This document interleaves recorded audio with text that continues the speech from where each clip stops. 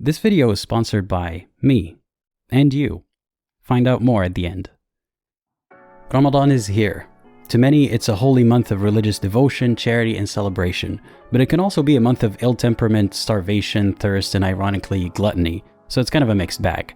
Ramadan is a month in the Islamic Hijri calendar during which Muslims are obliged by God, and sometimes by law, to fast, meaning to abstain from food and water from sunrise to sunset. In some places with short days, this seems pretty manageable, especially if everyone around you is fasting as well. In other places, the day can be very long and grueling. The Prophet who commanded fasting likely had no idea that the earth is round and that the sun doesn't set for 17 hours in some places, or 76 days straight, like in Norway. Some people enjoy the sense of community that comes with the shared struggle of fasting, or with the communal gathering and festivities and feasts that take place during the month. And some say that fasting helps them work on their willpower and their spiritual connection with God. The purpose of this video isn't to change those people's minds about Ramadan, and I'm not offering tips on how to be better at fasting either. I'll be giving you tips on how to survive in an environment where you're forced to fast or forced to pretend to fast, because believe it or not, millions of people are unfortunately coerced into doing so. Hopefully you can reduce the disruption that Ramadan causes in your life, and perhaps this will help you enjoy the communal aspects of it too if that's your thing. But you don't have to be an ex-Muslim to gain something from watching this. It can be very eye-opening to see the lengths that some of us have to go to in order to just exist in our own homes. And let's get one thing out of the way. Starving yourself from food and water all day long and then having a feast does not have health benefits. Muslims often mistakenly give Ramadan credit for alleged benefits of intermittent fasting, which is a whole other thing. But fasting all day long is not demonstrated to be good for your health. For those who don't wish to starve, I came up with a list of ideas to get you through this month. I know the title says 5 tips, but there are only 5 broad topics and more details under each one. And before we begin, please hit that like button so that this video can reach and help more people. And don't worry, it's not a commitment. You can unlike the video later if you feel like it. So without further ado, here are my tips for making it through Ramadan. Number 1. Take the path of least resistance. This might seem a bit off topic at first, but hear me out because it's not often discussed. Before I address how to satisfy physiological needs like hunger and thirst, I think it's important to examine your mentality and attitude towards this month.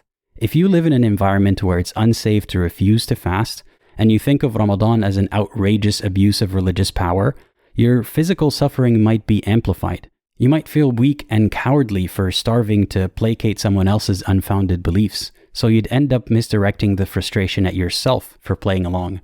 While it is true that forcing everyone to fast Ramadan is an outrageous abuse of religious power, ruminating on that thought while fasting won't do you any favors. Instead, I suggest calculating the path of least resistance. Think of it like a puzzle or a game. You're the protagonist, and your goal is to survive with the least amount of damage done to you. This damage can come in the form of hunger and thirst, obviously, or a disruption to your routine, or a hurt ego from losing your sense of autonomy, or lower productivity during fasting hours. All of this, combined with your hunger-induced irritability, may tempt you to say, screw this, I'm just going to eat and not pretend anymore. But before you do that, make sure to factor in the resistance or damage that might result from your family members or community at large finding out about what they think is defiance and blasphemy. The situation varies from one person to another. The consequences of refusing to fast might be limited to some dirty looks and passive-aggressive remarks, in which case maybe the path of least resistance for you is to not comply at all. On the other hand, the consequences might be ostracization at school, at work, or even aggression and jeopardy to your safety. It's sadly not uncommon for some in Muslim countries to confront strangers about eating in public. In some instances, law enforcement might step in and side with the aggressors. They see it as a defiance of holy rules and a taunting of those who do fast. Unfortunately, just as common as all of that, if not more, is aggression within the household. Many believe that it is their God-given responsibility and right to discipline their offspring or wives for such disobedience, which could range from limiting their mobility and freedom to physically beating them into submission. Unfortunately, this might be a factor to be considered in your calculation of path of least resistance. Now, all this might sound like the antithesis of what someone like me should say. If I'm working towards a future where ex-Muslims can be who they are unapologetically, why would I advise you to succumb to threats and hide? Well, what I'm actually advising you to do is to prioritize your well-being over an emotionally charged reaction and over taking a moral stance. Do the math so you can minimize your overall suffering and avoid prolonging it. If you're in the closet about your beliefs, don't come out at a time where people are starving and therefore more short-tempered and intolerant. If you have to pretend to fast or pray, you're not defeated. You're persevering. You're doing the math and living strategically. And don't lose hope, because the equation for your well-being is dynamic. Something will inevitably change. You might tolerate several more Ramadans in the closet till you gain enough independence and safety. You might find like-minded people who you can be yourself around. And at the same time, there are countless humanists, ex-religious or otherwise, who are working on making the world a more tolerant place for you, even in Muslim countries and communities. Change is coming, I promise you that.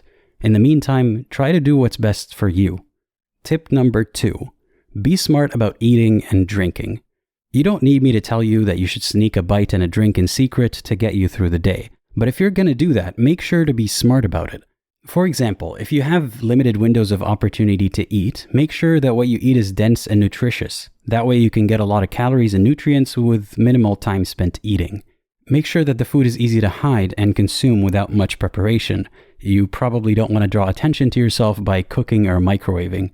And don't leave a trail, like plastic wrappers or banana peels. And if unwrapping food is too noisy, maybe unwrap it in advance and keep it in Tupperware containers. And if the food is too smelly, either replace it with something less odorous or eat it somewhere with good ventilation. And wash your hands and mouth to get rid of the smell. That's just good hygiene. And ideally, this food should not need refrigeration, so it can be hidden in various spots in your room or in your bags. But try to not keep a large stash in one location, as that might be suspicious if someone else finds it. If you spread it out, you might have more plausible deniability. And if you can, don't take the food from a central source like a fridge or a pantry where family members might notice its disappearance. With the amount of precautions I've listed, you'd think that I'm giving you tips on how to stash drugs, but it's just food. Unfortunately, that's the reality that some of us live in.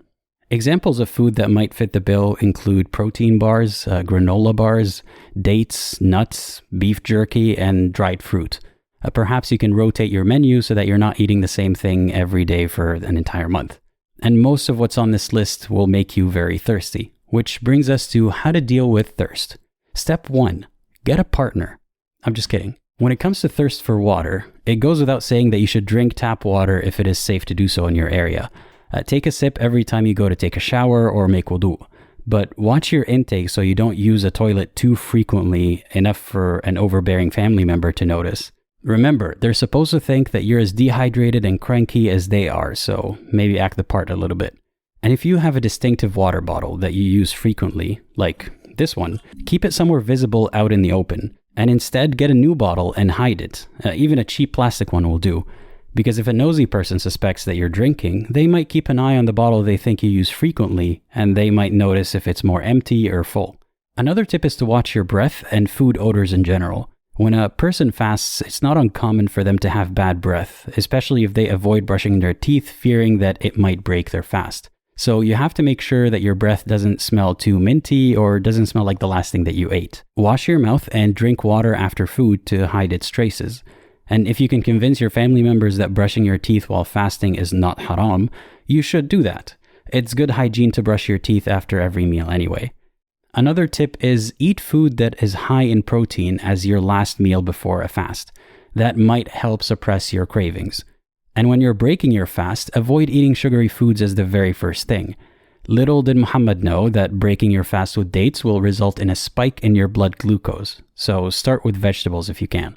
And if you'll be avoiding the sun, try eating one of these vitamin D-rich foods when you're not fasting to make up for what your body didn't produce naturally. And while you're at it, why not take multivitamin supplements? Are they good for you? I have no idea. I'm not a nutritionist, so take it with a grain of salt. Actually, salt could be bad for you, so just consult a nutritionist. Say you follow these tips and end up eating a lot throughout the day. That's great. I'm happy that you're no longer starving. But try to control your snacking so you leave room for more nutritious cooked meals in the evenings. And so you don't arouse suspicion when iftar time comes around and you're eating considerably less than everyone else because you're not as hungry. And that's important to keep in mind. If you manage to eat and drink throughout the day, you have an advantage over those who are fasting. We're all biological machines. Hunger and thirst have more control than we like to admit. Control over our mood, our behavior, and so-called free will. So if believers are more irritable or confrontational than you, try to be mindful of your advantage. Have some empathy for them. Many of them believe that the alternative is eternal torture, so they might not really be choosing to fast any more than you are. So be gracious with your advantage and use it to steer clear of hangry confrontations. That is probably the path of least resistance for you anyway. Tip number 3. Use the excuses. I don't mean that word with negative connotations. In Islam, there are criteria that can excuse you from the obligation of fasting. These include traveling, being pregnant, breastfeeding, having your period, extreme hunger or thirst, and being too old or too sick. So consider getting pregnant to skip Ramadan. I'm just kidding, don't do that. But when Ramadan is over, you're supposed to fast the days that you missed or pay a fidya, a fee that roughly equals 2 meals for one person. But if you intentionally miss a day for no religiously valid reason, you're supposed to punish yourself with 2 months of fasting or a much bigger donation. So unfortunately, this doesn't mean that a Muslim is allowed to skip any or all days of Ramadan if they don't want to fast. In fact, many feel too guilty to consider their hunger or thirst extreme enough for an exemption, be it because of internalized shame or societal pressure. But if your goal is to make it through Ramadan more easily, consider using some of these excuses if you can get away with it, even if that means that you'll have to make up for your fast after Ramadan is over. At least then you can eat and drink in public in front of people who don't know about your little arrangement. So if you're a woman, maybe add a few days to your period. Unfortunately, some abusive mothers might go as far as checking for physical evidence of their girl's period, but even if that happens, you can claim that it's a period pain, not menstruation. If you're sick or can get away with pretending to be sick, take a few days off from pretending to fast. And if you're supposed to take oral medication during fasting hours, consider breaking your fast on grounds of it being too disruptive to adjust your medication or dosage or timing. And if you can get away with donating meals instead of making up for your missed days, that's even better. You reduce the suffering for yourself and for someone else. Yay you!